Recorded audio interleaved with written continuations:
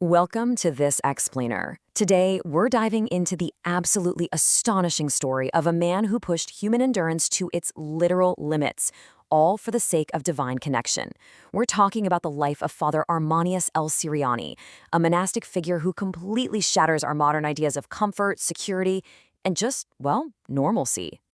So, let me ask you this right off the bat. What would you be willing to give up for absolute peace or true divine connection? Keep that in the back of your mind as we go through this. We live in a world where we're basically obsessed with upgrading our mattresses, optimizing our diets, just finding every possible convenience. But the story we're unpacking today, it's about a life entirely stripped of modern comfort. And the crazy part is, it was chosen completely voluntarily. Father Armanious El Souriani was, for all intents and purposes, a real-life mystery. And not just to the outside world, but even to his own fellow monks at the El Sourian Monastery. I mean, even the monastery's abbot, Bishop Theophilus, straight up admitted that while he understood all the other fathers, Father Armanious was a total puzzle, a complete enigma. They literally described him as a closed book. Part 1. The Mysterious Puzzle, a Life Beyond Understanding. Normally, when a novice enters a monastery, they get a private cell and a basic bed, a quiet place to rest and just call their own. But Father Armanious, he intentionally walked away from his cell and everything inside it. He decided he simply never wanted to rest his body. So instead of a bed, he'd sleep sitting up, just leaning against a wall with his head tucked between his knees. Later on, he upgraded, if you can call it that, to a wooden bench that was a mere 25 centimeters wide. Just picture that for a second. Try to imagine sleeping on something barely wider than a standard ruler. So if he abandoned his cell, where on earth did he live? Well, he voluntarily moved into some of the most bizarre, harsh locations you can imagine just to strip away any ounce of physical comfort. For a while, he lived in the old bakery, intentionally leaving the door wide open. So, of course, he's totally exposed to mice, cockroaches, beetles, all drawn in by the leftover flour. When they asked him to leave there, he moved to a concrete slab under St. Ephraim's tree, sleeping with only half his body covered by a single blanket. He even slept on top of an old wooden cart in a garage during the freezing winter. He was constantly on the move, living like a total stranger on earth, before eventually settling in a simple storeroom they called the algao. His absolute detachment from any kind of physical pleasure was honestly visceral. He ate barely anything, usually just surviving on scraps and leftovers. When he did eat something like fava beans or lentils, he insisted on using this old, intentionally unwashed tin. Another monk actually tried to clean it for him once, and he just told him, "Put the fresh one on the old." Sometimes he was even seen eating the last few grains with a knife. And when he made tea on his little burner, people saw him holding the blazing hot boiler directly with his bare hands. No gloves, no rag, nothing. Part 2. From printer to monk, how did he get here? Now, it's important to remember he wasn't born a hermit. He started out as an Aruz, born in 1927. He grew up, learned the printing trade, and was actually incredibly successful and well-loved at his printing company.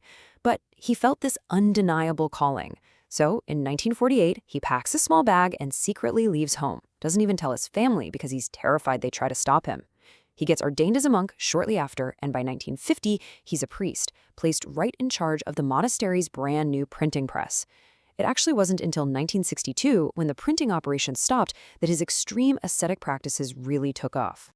And his arrival at that specific monastery, that wasn't just some random coincidence.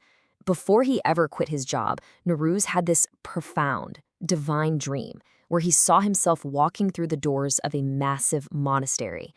So when he finally makes that grueling 12-kilometer trek on foot through the valley, he arrives at the El Souriani Monastery, and miraculously, it's the exact same gates he saw in his prophetic vision. His entire extreme lifestyle was built on this absolute bedrock of confirming faith. For over a decade, though, his life was actually super productive in a very conventional sense. Because he knew the trade, the bishop put him in charge of their new printing press. He was this tall, strong guy, so he was perfectly suited for the heavy labor.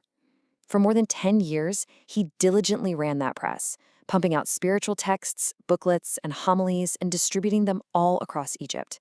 He was massively integrated into the everyday work of the church. Part 3. A life radically stripped, leaving the cell behind. But then in 1962, the printing press halted due to some organizational shifts. And when that busy work vanished, his spirit was finally released to pursue this true, radical monasticism he'd always craved. The other monks actually used a verse from the Song of Solomon to describe him. It goes, "A garden enclosed is my sister, my spouse, a spring shut up, a fountain sealed." And wow, that just perfectly captures how he operated. He completely closed himself off from the world, turning his entire journey inward. He barely spoke to anyone, he actively camouflaged his intense spirituality, and he somehow managed to completely isolate himself while living right in the middle of a community. He essentially transformed his everyday routine into a living crucifixion of the flesh. His prayer life was off the charts. He didn't spend his nights resting in bed. Instead, he'd spend them standing upright, praying, lifting his hands like Jesus on the cross. And he did this in absolute pitch-black darkness, refusing to light even a single candle.